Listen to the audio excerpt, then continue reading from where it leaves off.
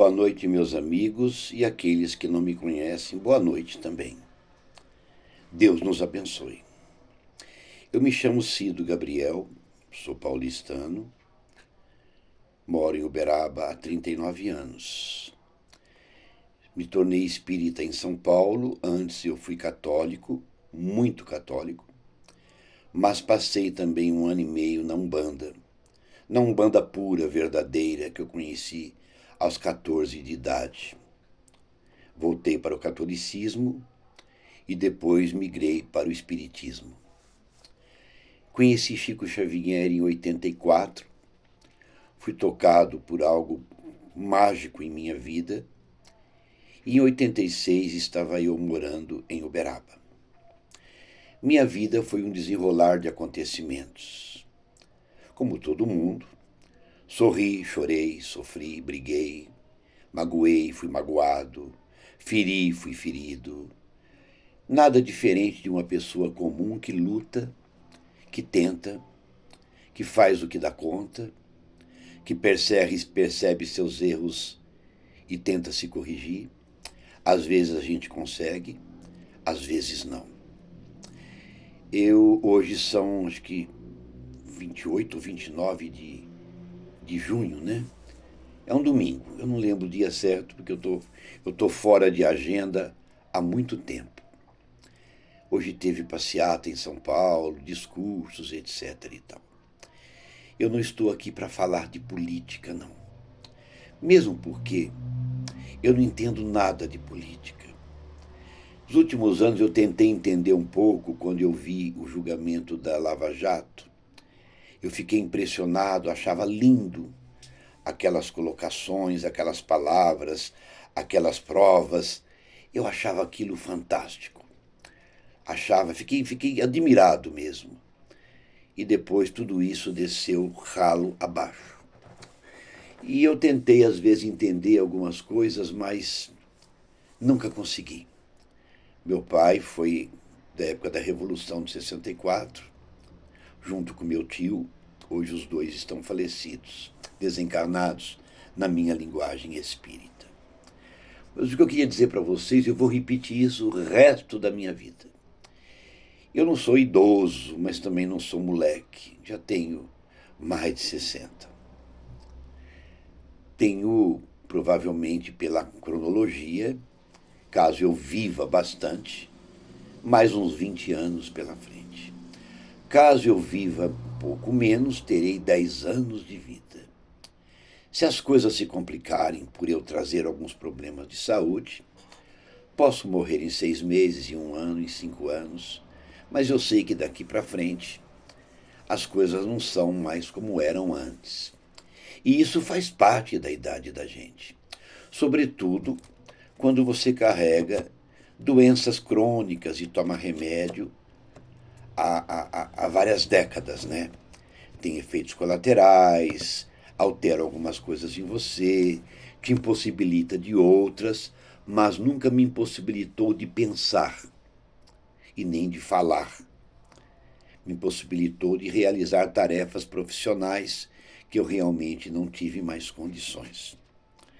Mas eu queria falar por que eu falo tanto do Chico Xavier e por que eu defendo tanto uma fala que ele fez, que não foi diretamente para mim, porque eu não gozava dessa intimidade de estar frequentemente em sua casa.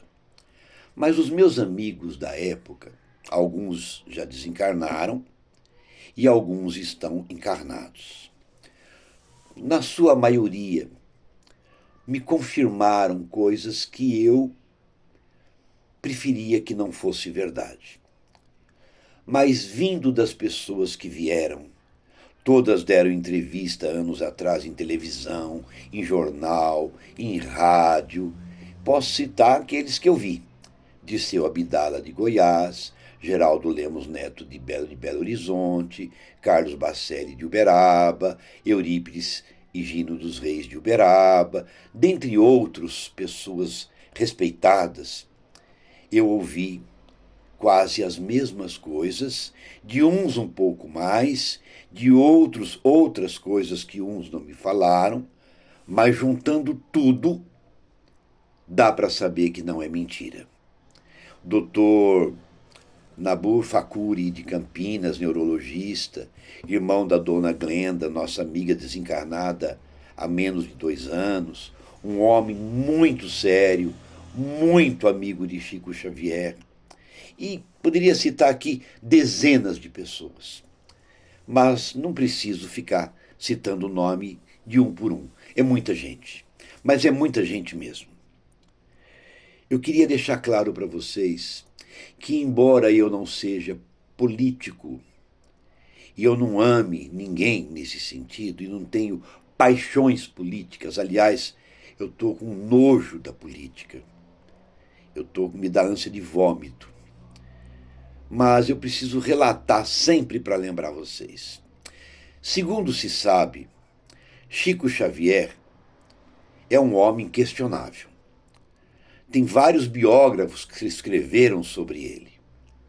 Bacelli, Geraldo, nosso amigo de Mirassol, que me foge o nome agora pela minha memória. Enfim, deixa eu ver se até se o livro dele está aqui na minha frente. Daqui a pouco eu falo o nome dele. De seu Abdala de Goiatuba. Muita gente, mas muita gente. Sempre contaram as mesmas histórias. Chico nunca publicou o que eu vou falar para vocês pela 1000ª vez.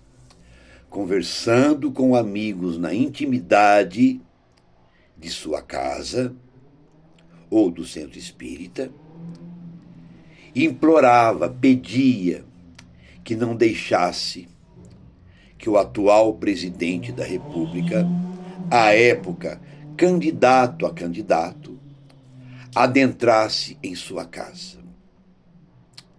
Sabe-se de fonte segura que um senhor de Uberaba, filhado de casamento de Chico, o nosso irmão Ari, do PDT, amigo íntimo do Chico, Chico gostava demais do Ari, pediu ao Chico se o Chico recebia, porque o Ari era presidente do PDT, era afilhado do Chico, Chico foi padrinho de casamento dele, e ele queria que o Chico recebesse em sua casa. E o Chico negou veementemente. Um advogado da região do ABC, que eu não sei o nome, e era amigo do Chico, espírita, sempre vinha a Uberaba. E muito antes do Lula se ganhar nas eleições, esse homem perguntou ao Chico se o Chico receberia ele pela amizade que esse advogado tinha com Chico Xavier. E Chico respondeu que não receberia ele. Em sua casa, Chico disse aos amigos, mais ou menos assim: por favor, não permita que este homem entre na minha casa. Ele é meu irmão em Jesus, mas ele me causa um mal muito grande, um medo. Eu não me sinto bem nem de pensar em recebê-lo em casa. A época das eleições, que envolvia o Collor e este homem, o Chico sugeriu a alguns amigos que votaria no Collor, que o Collor teria um mal menor para o Brasil, que o Collor até poderia ser impeachmentado, não levaria a presidência até o fim, mas era menos perigoso do que o que vinha pela frente. De fato, muitos espíritas votaram no Collor, o Collor ganhou, o Chico não falou isso publicamente, falou para os amigos da intimidade e os amigos contaram para nós e nós seguimos, então, a sugestão. E o Collor perdeu e o amigo do Chico voltou, o amigo do Chico advogado, numa nova eleição, e fez uma pergunta capciosa para o Chico. Chico, se você tivesse algum poder no Brasil, o que você faria para ajudar o povo brasileiro? E o Chico respondeu mais ou menos assim: Ah, meu filho, se eu tivesse algum poder, eu acabaria com a fome. Essa frase foi levada para o presidente e saiu com a campanha Fome Zero. E ele ganhou a eleição. Depois dele veio ele novamente, depois veio a outra mulher, depois veio o vice dela, e assim foi até chegar no senhor Bolsonaro, que agindo certo ou errado em muitas circunstâncias, tocou em cima de muitas críticas, vaias, deboches de televisão, pondo apelidos nele, rindo da cara dele como se ele fosse um débil mental. Eu não vou discutir a figura dele, porque eu acho ele um homem honesto. Se ele errou ou não em algum ato político, eu não tenho conhecimento, porque eu não sigo política. Mas eu acho ele um homem aparentemente humano. E surgiram agora novos políticos, deputados, senadores, levantando bandeira, contando segredos que não podiam falar, alguns sendo caçados, indo embora do Brasil, e esse rolo todo acontecendo. Lava Jato foi para o lixo, dizendo que houve uma montagem de um processo errado. Bom, a verdade é que o atual presidente ganhou e o outro perdeu. E aí começamos a viver uma história muito incrível, assustadora, que eu também não posso julgá-lo, porque eu não o conheço e nem tenho vontade de conhecê-lo. Mas parece-me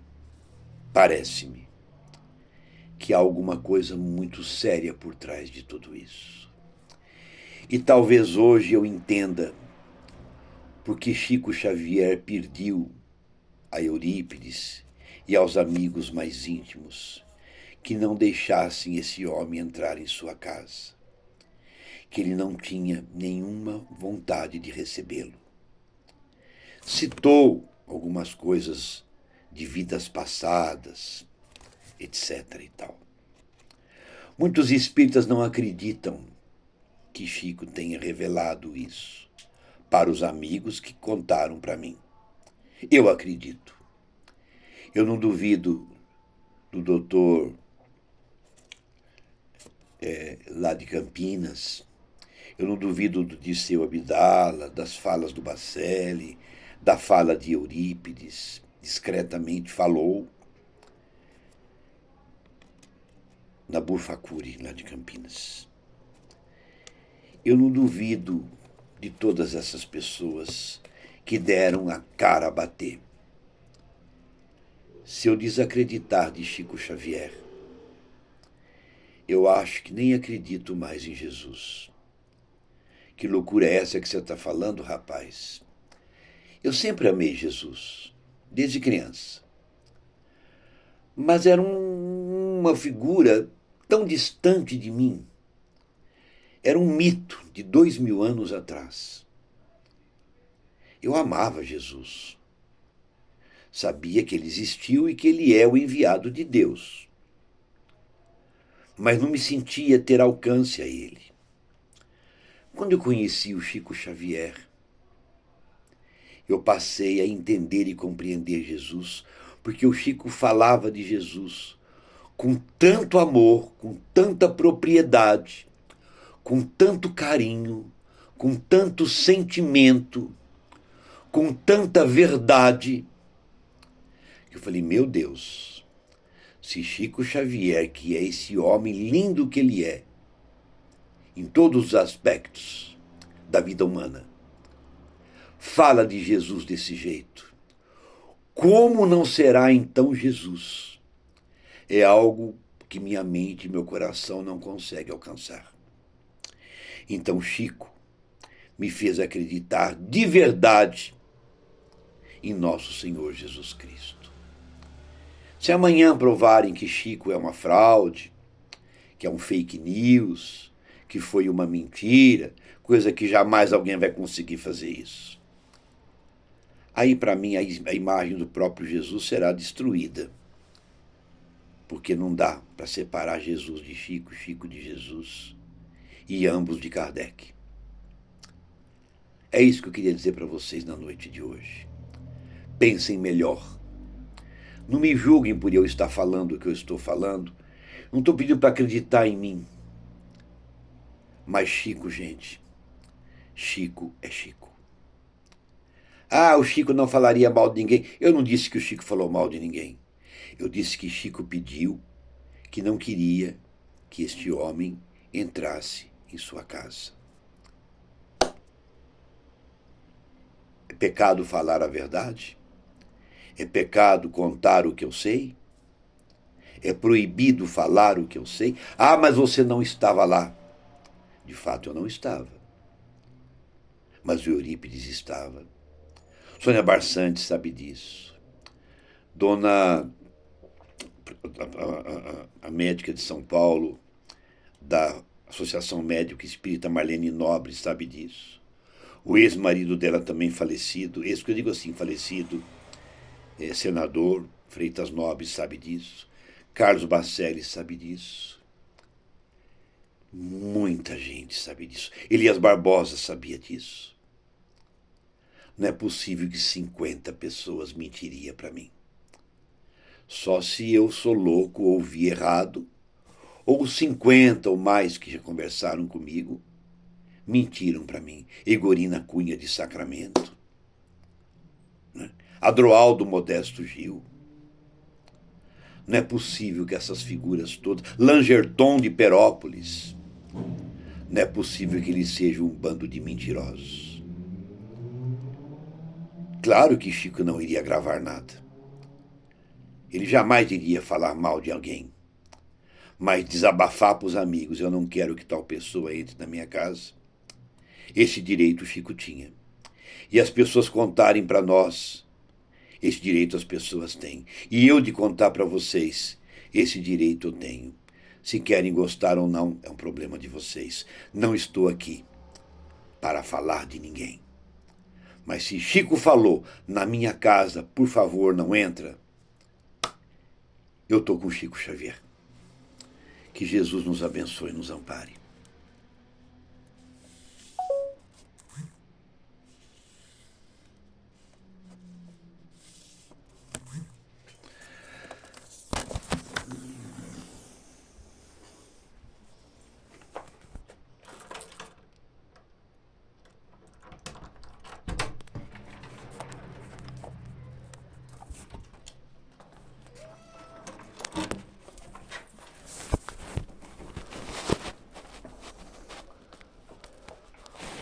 Menina, você não vai dormir aí, porque você vai destruir meu computador, vai destruir minhas coisas. E eu não quero. Que se eu matar você, eu vou ter sofrimento na minha alma também. Mas a vontade que vai dar vai ser estrangular você. Entendeu, moleque?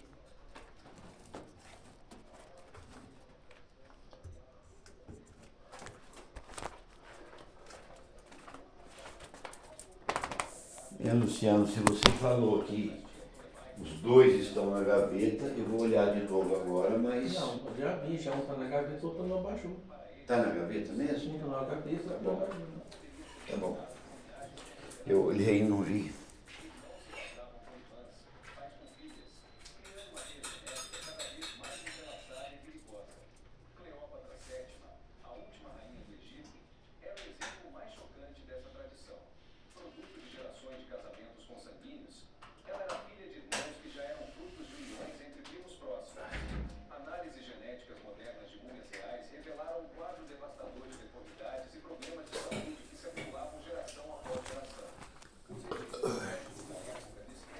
Eu como uma barriga pesa. Tomei um pouquinho antes, mais cedo.